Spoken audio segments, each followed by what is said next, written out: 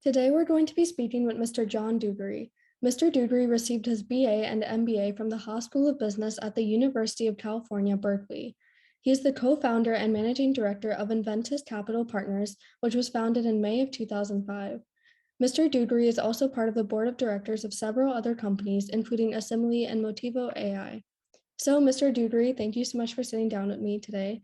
Let's get started with our first question. So you're the co-founder of Inventus Capital Partners. Tell us a little bit about your job. Well, hi, Sanvi. Thanks. I kind of fell into my job. I'm in venture capital. I invest in startups. I invest my money and other people's money through a fund in really early stage. Usually the first check that goes into a startup gets it started. And I've been doing that since about 1997. Before that, I'd spent 10 years in industry in Silicon Valley working for, kind of the hot companies of the day back then in the early 90s, which were, Silicon Graphics, Sun Microsystems, big computer companies. Right.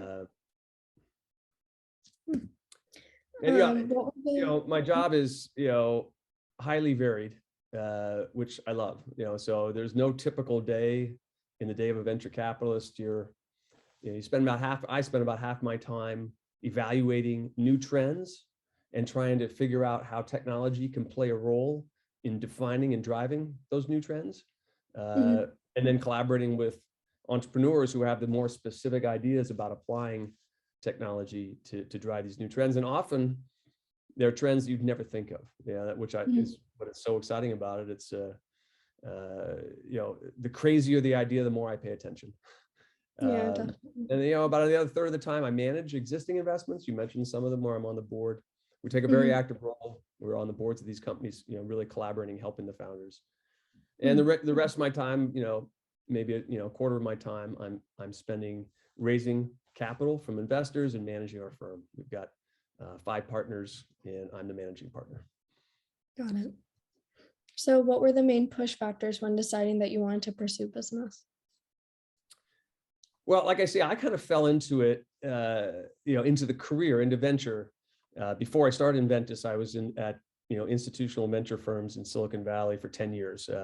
Bank of America Ventures, which became, the team spun out, and we formed it as Scale Ventures, a very successful venture firm. Recruited me out of industry in the mid-90s. I was leaving Silicon Graphics. It was a big public company, very successful, and I was looking for startup to join next and kind of maybe be the VP of marketing. I've always been in product, always involved with the product and how it faces the customer, and so defining the product and things like that. And so I networked around with venture VCs and was looking for a startup that they had funded. I wasn't looking to become a VC. And many of them that time, this is as the .com was really starting to take off in 97, 96. They were building their teams, and they suggested I join them and help them pick out some interesting new companies with new product trends, and maybe join one at some point along the way. No need to stay at the venture firm and that sort of thing. And I did that, and I never looked back. I stayed in venture, and really 10 years later, starting Inventus, your question about how I got Inventus going is, I kind of cut my teeth in the middle of the .com and the .bomb, as we call it. They're just the mass destruction of value and companies across Silicon Valley in 2000 to 2003 was unprecedented, and it really changed everything. So every venture firm changed its staffing, its strategy, or died. Half changed, half didn't, and died. And my firm as well, decided to go very late stage. I was always early stage. So I left, and I met up with one of the angels, one of the biggest angels in the business at that time and still today, Conwal Recchi. He and I had worked together on a number of companies. He was the first Indo-American to get venture backing and take a company public in Silicon Valley. So he's had tremendous deal flow. We had done a lot together that prior 10 years. And we said, hey, because of the .com, everything's cheaper now. The price of everything went through the floor after, when there was this 80%, 80% of businesses went out of business, and the price of technology went way down, and it enabled a small venture fund, which had never been seen before. Most venture funds were big at that time, to be able to do a lot. A founder needed $1 million, not $10 million to get started. Really, it was a 10x change in the cost of starting a company. And we said, hey, let's be one of those new funds. Let's build a $50-100 million fund, not a $500 million fund like everybody else. Mhm. And in addition to that, we were really well engaged with India, Cornwall particularly. I'd backed mostly Indian American founders in the Valley. Once you've had success, your successful entrepreneurs tell their friends and so forth. So I was well Mhm. entrenched in that community. But then we started thinking about India itself and the movement of talent and resources between the two countries. And there was really no venture fund focused on that in 2005. We said, hey, that'll be our unique focus. Really early stage, leveraging opportunities, both markets and people in India. And that's how we, Inventus, India, Venture, US. Also, Oh, interesting. that's our logo back there. And also, it's the Greek word for invention. So we thought that was a good name. And so that's how we got it started. We wanted to be, to define ourselves as a leader in a given part of our industry, the very Mhm. earliest stage part of the industry. And that was the motivation. Right. But it was also necessity. Things had changed dramatically. Silicon Valley was upside down for 3 years, and people were very disoriented from 2000 to 2004. And Mhm. so, this was how we gained our feet again and restarted things. Hmm. So, can you please tell us a bit about your selection process? How do you decide which companies to invest in? Sure, sure. Well, yeah, it's people and ideas, but it's Mhm. people. It's kind of like the real estate adage, location, location, location. Ideas are as cheap as houses. You could have a house anywhere, but the Mhm. location of that house is unique, right? And the unique thing about startups is always the people. Everybody Mhm. thinks their idea is unique, but in the end, there'll be 10 other companies that'll do something similar, and you'll have to fight and fight and fight to get leadership and to hold on to your leadership. And the Mhm. people doing the fighting of the people. And so for me, it's really interesting. Everybody thinks, well, it's a really technology driven business. It's actually a very soft skill, people driven, day-to-day kind of business. We Mhm. often joke that, a psychology degree is probably as valuable as an engineering degree in the venture business. You're really trying to evaluate people and Right. who's got the grit, the tenacity, the insight to see an idea through to something that can become a public company, to beat all odds. All odds are Mhm. against you every step of the way. And the only people that could beat those odds, the only thing that can beat those odds are generally the people, not the idea, right? I mean, Right. Facebook, you go down the list, Google, they weren't even the first social network or search engine, right? But Mhm. the people that define those companies are the ones that won. They're the ones that made it happen. So Makes sense. that it's really that simple, and it's also that hard. I mean, it's very subjective. Mhm. You're looking at, especially in our business, companies that barely have a product. They might have what they call a minimally viable product, some basic constrained set of features that maybe one or two customers has taken a look at. They haven't paid for it yet. They're giving you a little bit of feedback about whether it's interesting, but it's really blurry. It's like looking through blurry glasses, to really understand whether the product is going to be any good. Um, we spend most of our time evaluating the team. Got it. Makes sense. So, going off of that, just out of curiosity, can you please share the two most gratifying investments you have made through Inventus Capital Partners? Sure, sure. Yeah, our first fund, we were the first investors 10 and then 11 years ago in two companies that have, you know, just been world beaters. One is Poshmark. Oh. Poshmark is, we wrote the first check to get that started back in 2011. Mhm. And it's a company that basically provides an online, socially driven way to buy fashion, Mhm. primarily resale fashion, but also new fashion, peer to peer. So people selling to each other, they never touch the inventory. So think about Facebook and eBay put together. Mhm. So unlike eBay, where you've got, little emojis with dark glasses to represent the people, you actually get to see the people. They often, have video parties together, and they get to be friends, and people that share the same fashion sense, fashion trends, Mhm. collaborate together and buy and sell fashion from each other on a regular basis. And it's become a very big public company today, doing over 2 billion in revenue, in Wow. sales. Mhm. Went public last year, and we were one of the largest investors in that company. Mm. Um, and it's driven tremendous fund returns for us. And then we've got Credit Sesame, which is in the fintech space, financial markets. Again, a consumer faced facing technology business that helps consumers better evaluate their choices of debt, whether it's credit cards, mortgages, auto loans, so they can get the best, lowest cost credit that is available to them. You know, finding a, I don't know if you've got a credit card yet, you probably don't, but you know, getting a credit card or evaluating loans is very opaque. You know, it's not obvious who's got the best interest rates or fees and all those sorts of things. And credit assessment makes it dead simple, cuts through it all, and manages the process for you. You kind of hit a button and they apply for the loan for you, so you don't have all the paperwork. And again, you know, we invested in them 11 years ago, and their first product was a mortgage product. They were helping. This is 2010. You know, people were losing their houses, mortgages were hardly being written, so it looked like a really crazy idea, and they were helping consumers pick a mortgage. But you know, it turned out to be, you know, very timely, because of course it takes years to gestate, and when the mortgage market came back, they were there. So Right. Great. So what goals did you have when you started your business, and have you achieved them? well, you know, it can sound ego driven, but you know, you always, you know, for us, we're kind of type A achieving people. We wanted to create a firm that would be unique and be the leader in what we're doing. And so we wanted to be the best venture firm in the seed stage of the business, and particularly in the corridor of talent between India and Silicon Valley. And we wanted to define that very quantitatively, as you must in the investment business.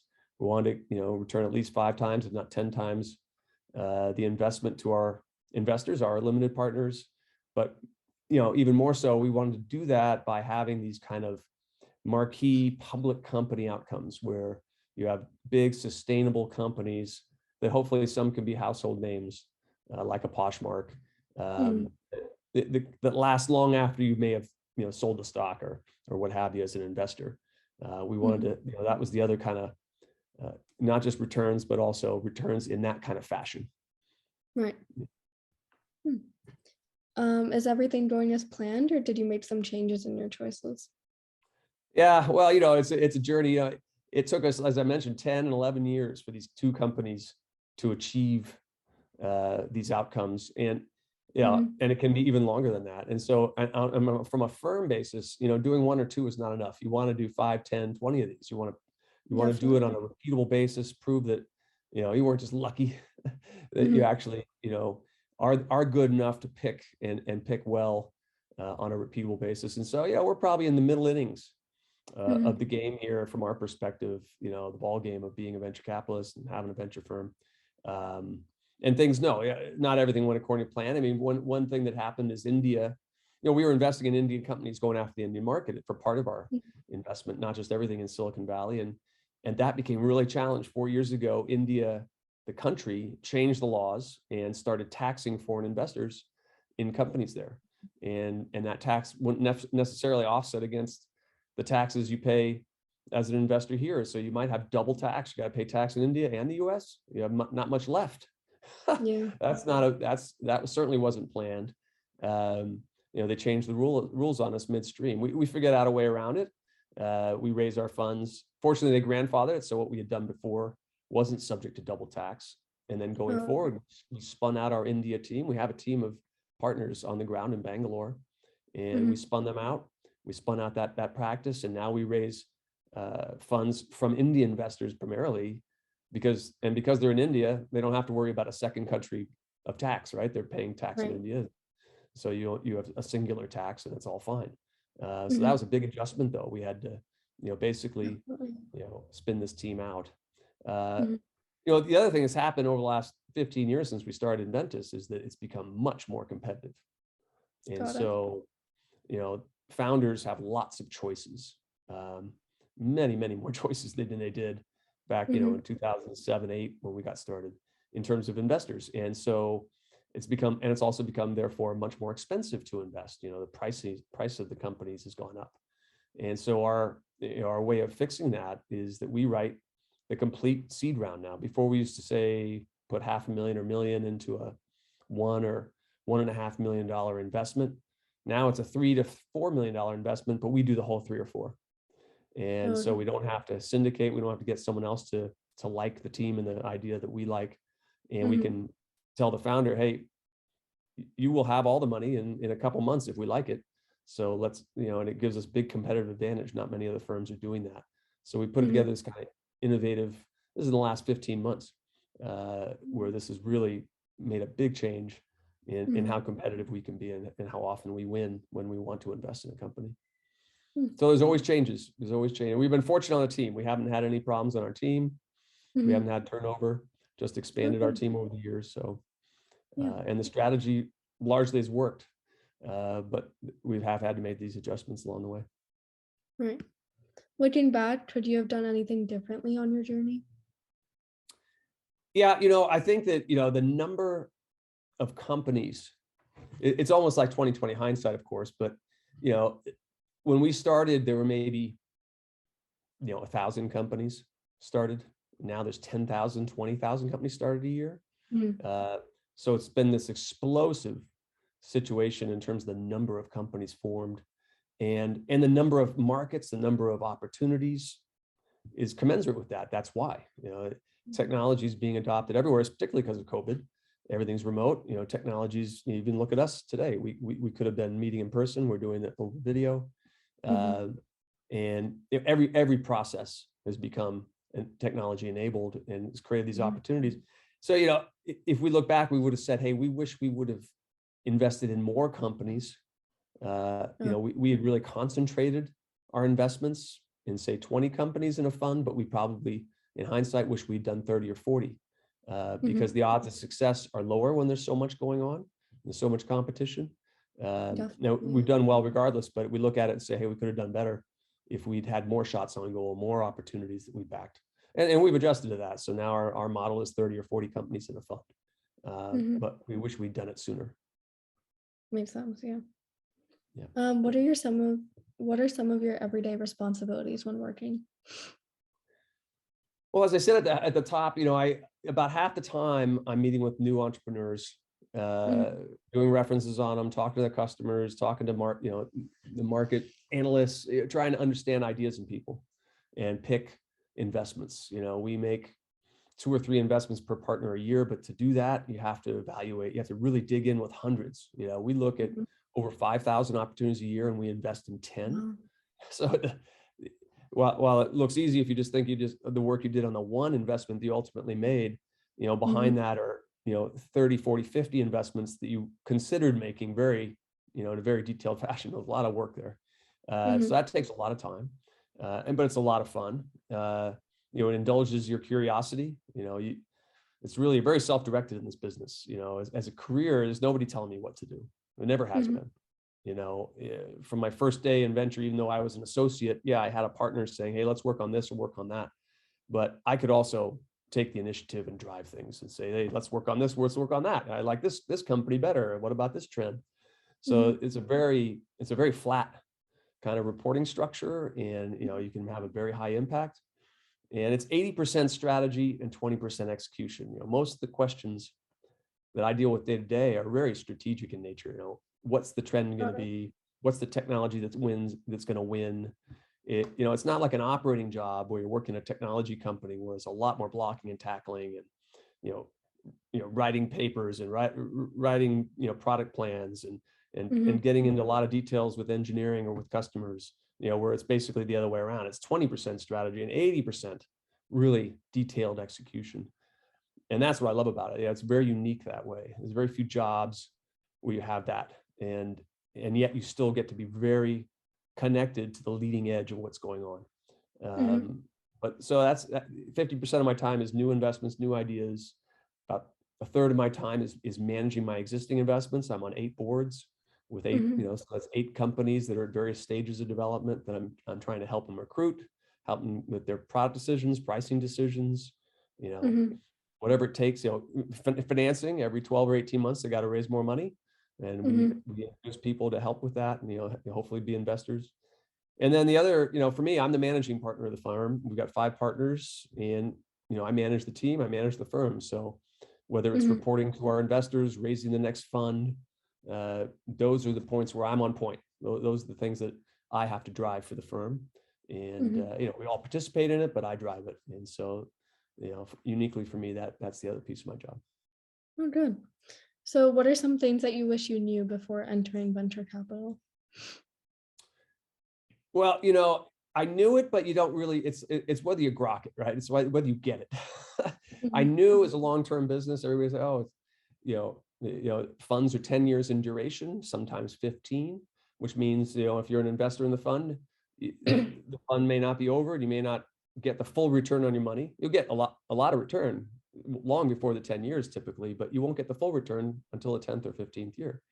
And if you're a general partner and you're the one running the firm, that means you won't get your profit share. You won't get to see the success, take the companies public until that 10 or 15-year timeline. So for example, with mhm. Poshmark, we talked about it went public this last year, but we'd invested 11 years prior to that. And Wow. that was in the third year of that fund. So since we started that fund, 11 plus 3 is 14 years. Mhm. And then we had to wait another year after, 6 months, 9 months after it went public to actually be able to sell any of the stock and realize the gain. That's a Mhm. very long time to wait for the financial return, let alone to see the actual success, of going public and so forth. And Yeah. so, people tell you that, but you don't really grok it until you've Mhm. lived it. And you always hope that it will be shorter. You hope you'll have some of the exceptions. Um, Mhm. so, that's one thing. The other thing is it's so self-directed. You know, there is some comfort to having other people, driving things, right? But every Yeah. day you get up, if you don't do it, nobody's going to do it, right? Mhm. It's a very small business. There's 5 partners. That's it. We don't have other staff. I mean, we have some administrative staff and so forth. But in terms of driving our decisions and doing the work, it's the 5 of us. And Wow. so, we're each having to carry 20% of the water, right?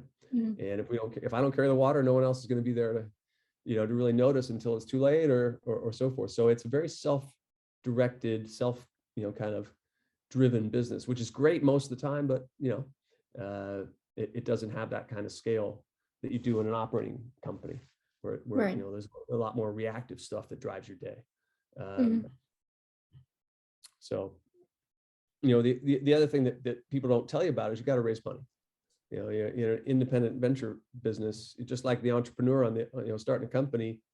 He or she has to go raise the financing for that company. We have to go raise a fund to then turn around and invest in those entrepreneurs. And that Mhm. process, that's a sales process. And it can be bruising and very time consuming. You have to Definitely. talk to a lot of people, a lot of travel.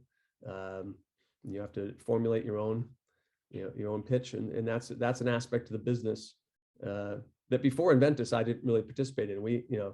In my prior firm, it was all, we got all the money from Bank of America as kind of a captive single limited partner in that firm. And so that Mm. was a much more simple business. Here, we've got 50, 100 different investors that we talk to. Wow. So, Mm. so it's more So complex. you mentioned earlier that you're on the board of directors for several other companies. Mhm. Can you please talk about some of them? Sure. Well, these are all startups. They're all startups that Inventus has invested in. One of them, uh, which is in the property tech business. So, technology around real estate. It's Mhm. called Inspect HOA. It's one of my most recent investments, one of our most recent investments. And, Mhm. it's one of these things where, when we first met the guy, I said to him, I said, you got to be kidding. This is a thing.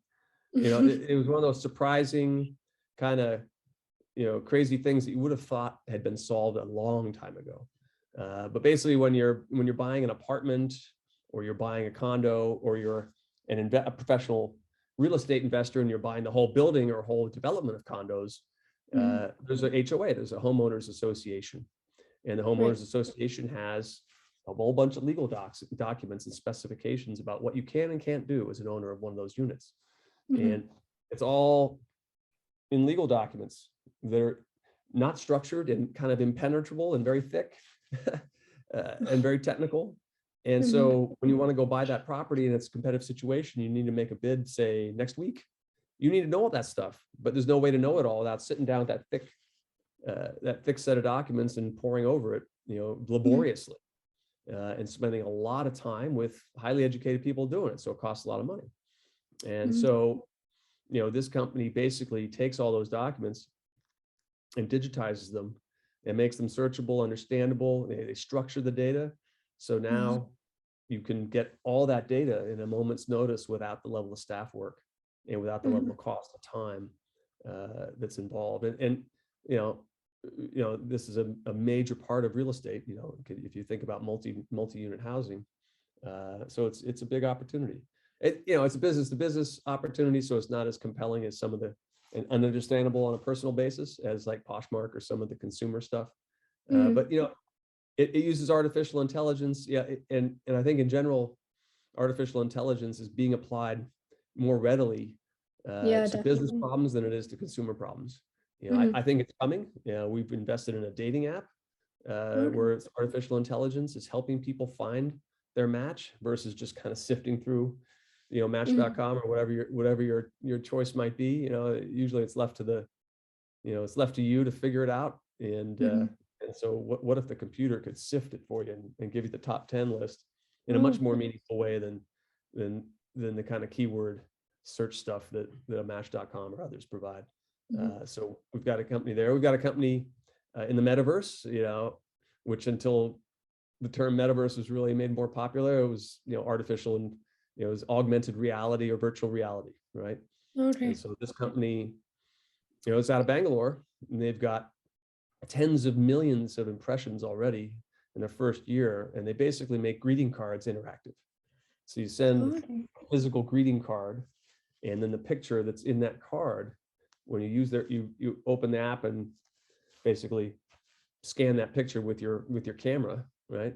Suddenly a video starts playing on your smartphone Oh, uh, interesting. in the frame. So even though you might be moving your phone around, over the card, it Mhm. stays in place and it gives you a multimedia experience.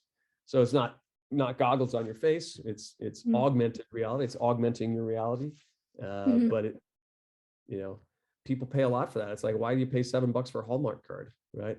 Mhm. And people pay $1 to make their Hallmark card, that much more, engaging. And so Right.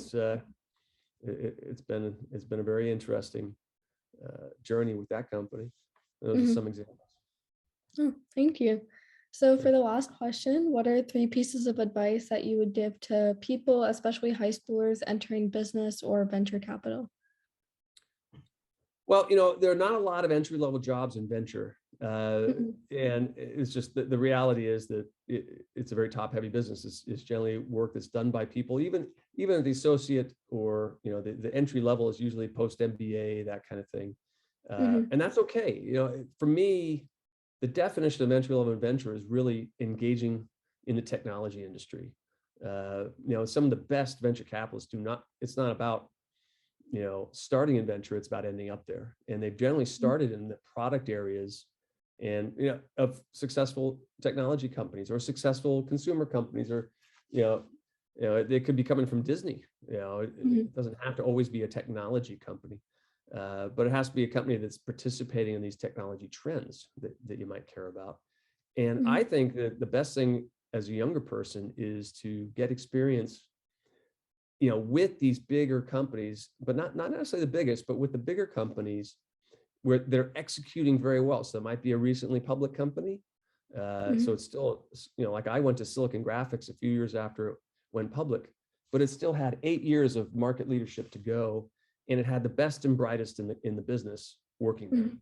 And the network I built at that company, most of the guys I worked with, and women too, that were in the product groups, they're all in venture now. There's over Okay. 12 of us.